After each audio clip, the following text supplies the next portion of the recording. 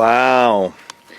Well, I got some locksmith stuff to do today, but here at the Redneck Garage, we're waiting on parts for the Cherokee. Got the head off, waiting for the machine shop to finish. And I wanted to just take a quick look at the steering wheel I put on last night. Oh yeah. Man, that does look nice. And there's the old one. That's what the old one looked like. That's the old one. And that's the new one. But I mean, yeah. So I don't like much on this dashboard, getting it finished. I'm waiting to put this piece on because I've got to put on a... want to put on some fog lights, and I'm going to put the switch right here where the factory switches were. Other than that, the dash is about done. Holy moly. Yeah, that does look really good though. On the Cherokee, I did decide that I'm going to, it's 20 bucks to get new head bolts. And if there's any question on it, I would rather spend the $20 than reuse the old one. It says you can use them once. Has it been used once? I don't know. Heck. So we're going to go ahead and replace those. It's 20 bucks. Going to go get the parts today for the repair, because if he does get it done later this afternoon, I want to kind of have it ready. And we got a lot of rain last night. That's cool. So that's kind of where we're at with the Cherokee. I'm just waiting on the head to come back. I'm going to pick up all the parts that we needed, or, you know, you never get all the parts that you needed. You know, isn't that crazy? You go in with a list and go, I need this and this and this. And then when you're actually doing it, you're like, oh crap, I should have got X, Y, Z or whatever. So that's where we're at with that. We need to flush out the radiator while we got it open, because it had a cooling problem, but more than likely the radiator's okay. A free safety tip from the Redneck Garage. If you're working on a head and you're balancing it and you drop it and you're wearing Crocs, it will smash your toe. And that's what happened yesterday, man. Let me tell you, my toe hurts. So if you're going to be doing that, you might want to wear like heavy boots or something. I probably won't again, but you know, that's just the tip. That I smashed the crap out of my toe yesterday when the head fell over on it. Great! Okay, it's David from Redneck Garage, and we're about to start on the head gasket repair. I don't know if you can see out here, but it has been raining all evening, so I haven't been able to start on it. However, I did want to talk to you about tools and things that you need to start the job. The head gasket job, taking it apart is one thing, but once you get it apart, then now we're going to start talking about what's required to put it back together, because that's really the more critical part. Taking it off, it's off. No big deal. So, I got the head back today from Mark, and he did a really super good job at the machine shop for me. And he remachined the bottom, and you can see that it's nice and the surface is flat. He's machined it across, and he said that it was 9,000th out, which was pretty good warp. Not huge, but thinking that it really was enough to warp it enough to go. We believe that it probably migrated across one of these cooling passages and got a pinhole leak, and that's where it probably happened. It wasn't real clear. But it's all machined down. There was no cracks in it. He cleaned it off. It looks super duper good. So it's ready to go back on. So now, what do we need to put it back on? You can't just put it back on without having any parts. Alright, I got a few thoughts from the Redneck Garage about parts and things like that. I bought all these parts at O'Reilly's. And the total was $155.21. I priced it out at AutoZone, and it was about almost exactly the same, except for the fact of I bought Felpro gaskets rather than crappy AutoZone gaskets, right?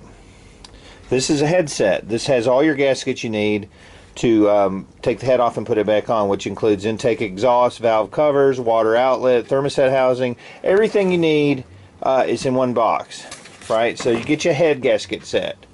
And you should be good with not having to buy a bunch of other things. The other thing that I would say, when you're doing a 2.5 liter engine, these are, see if I can get them open here, these are the new head bolts. right? The head bolts ran $20 for a whole new set. And while you can reuse the head bolts, right? What the factory manual says is you can reuse them once, just once. Okay, so has this ever been changed? I don't know. Is it worth 20 bucks reusing the old head bolts and then developing a leak later and having to do this all over again? I think not. So we're going to be putting on new head bolts. That's super cool. Now, as far as putting the head on, you need a specific specialty tool. And I actually found one. I didn't have this. And I have every tool known to man, I thought, but I do not have this. This is a 1/2 inch drive, 1/2 inch socket, 12 point, and that's what fits these head bolts, right? 1/2 inch drive, has to be 12 point, and 1/2 inch drive. Okay, so I got this at actually I bought it at Lowe's for $4.50, so that's cool.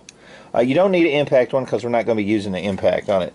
But because of the design of these bolts, you can see right there,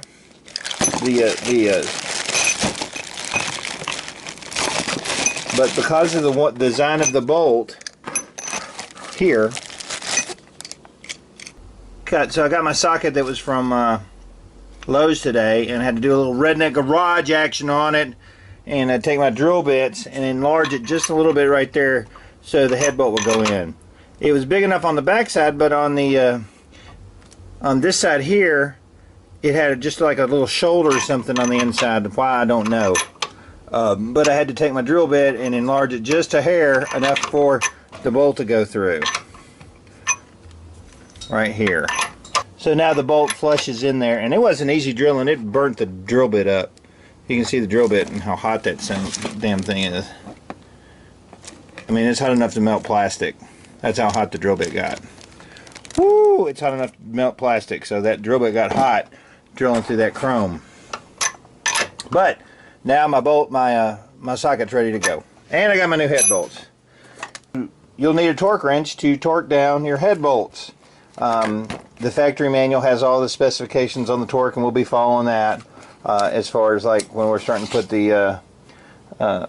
the bolts back on. This is not an expensive one at all. This is like a Harbor Freight or whatever, and they make digital ones and better ones, but you know what? I've had good luck with this, so we're going to use it. Okay, so then the serpentine belt looked like it had a lot of wear. I got it off. I'm going to go ahead and put a new serpentine belt on. You will need a set of 4 spark plugs. You cannot do this job without putting spark plugs in it. You can see that when it got cleaned up and went through the bath and everything, those plugs are in bad shape. So I got me some new double platinum power champions. Awesome. Obviously, you will need a thermostat. I prefer a 180-degree thermostat. They make a 195, they make a 165. I like the 180, it's right in the middle, and that's really cool. So we got that. Got our oil filter, just a Fram Extra Guard. Maybe it'll stop something, maybe it won't. We got oil, and we got antifreeze, and you need a thread sealant, especially on the number 7 bolt is what the factory manual calls for, to use high temperature thread sealant on at least that one. And then just some ultra black for around like the water pump if I want to use it there. Put it on there. So that's really the parts that you need to reassemble this head. Next steps are going to be what we need to do to prep the block, and it won't be a lot because Mark's already cleaned off the exhaust and intake, so the head's all cleaned up. I just have to clean up the intake and exhaust manifold surfaces on the truck, and also clean up the head itself. One of the nice things about buying a new $20 set of head bolts is that you can actually take the old ones, and what you will do is cut the very top of the head off. Use a whiz wheel. I guess you could use a saw or something, but a whiz wheel works the best. And that's going to be, you're going to make 2 of those, and that's going to be your guide pins, homemade guide pins, when we start setting the head back down on the head itself. That'll be it. That's going to be our guide pins, and then you just unscrew them from the top, and then put your regular bolts back in.